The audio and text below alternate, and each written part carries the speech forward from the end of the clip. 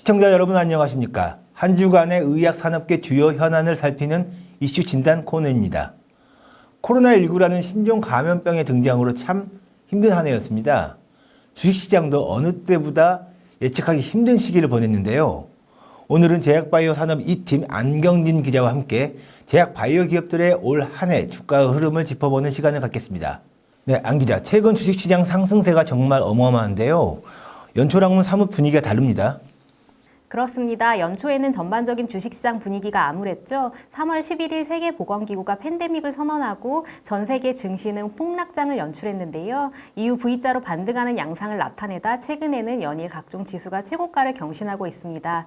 국내 흐름도 이와 유사한데요. 코스피 지수를 살펴보면 코로나 충격파가 있었던 3월 19일 1457.64까지 떨어졌다가 지난 9일에는 2755.47까지 상승하면서 사상 최고가를 경신했습니다. 9개월 만에 코스피 지수가 89% 오른 건데요. 코스피와 코스닥 지수 모두 신기록 행진을 이어오고 있습니다. 최근에는 세계적인 투자은행 JP모건이 내년 코스피가 3,200선까지 상승할 수 있다는 전망을 내놓기도 했습니다. 그런데 올해는 유독 제약 바이오 기업들의 주가 상승세가 두드러지지 않았나요? 네, 제약 바이오 기업들의 주가가 크게 뛰었습니다. 한국거래소가 헬스케어 산업을 대표하는 주요 구성 종목으로 산출하는 KRX 헬스케어 지수가 있는데요. 이 지수를 살펴보면 세계보건기구가 팬데믹을 선언한 3월 19일에 2187.22였고요. 지난 7일에는 5685.12까지 뛰었습니다.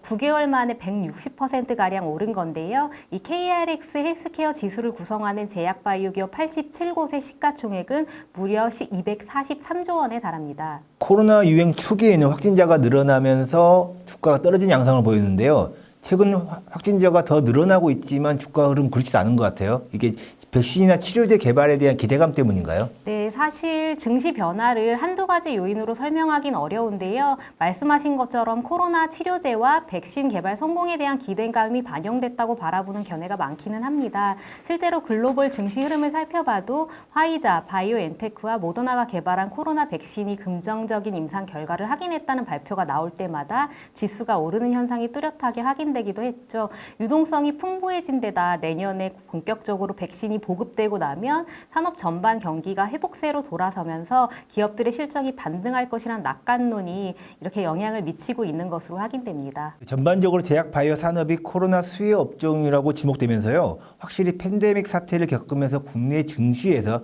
제약 바이오 업종의 위상이 크게 올라갔다고 볼 수 있는 거죠? 네, K방역이라고 많이들 들어보셨을 텐데요. 코로나 사태 초기에 우리나라의 방역 모델이 성공적이란 평가가 국제사회에 대두되면서 국내 기업들이 개발한 코로나 진단키트의 해외 시장 수요가 급증했습니다. 덩달아 관련 기업들의 실적도 큰 폭으로 뛰었죠. 대표적인 기업이 시젠입니다. 시젠의 3분기 누계 기준 영업이익 4,187억 원을 기록했는데요. 지난해 같은 기간보다 24배가량 오른 규모입니다.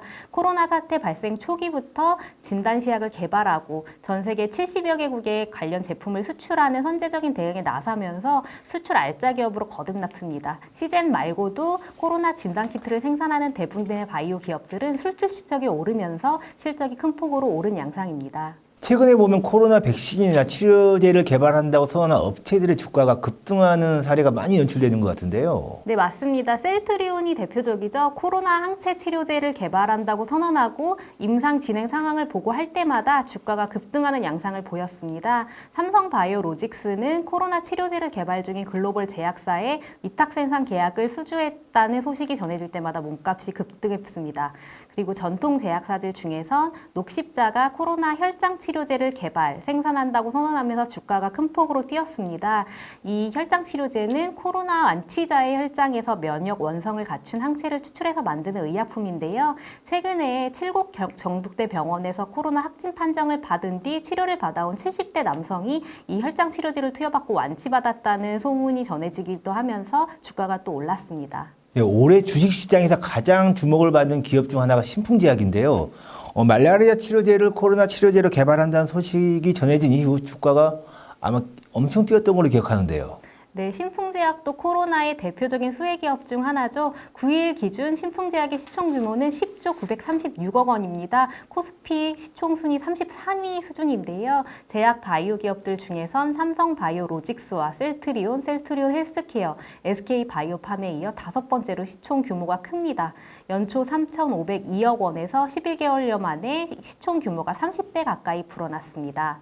네, 지금까지 올 한 해 국내 제약 바이오 기업들의 주식 동향을 살펴봤습니다.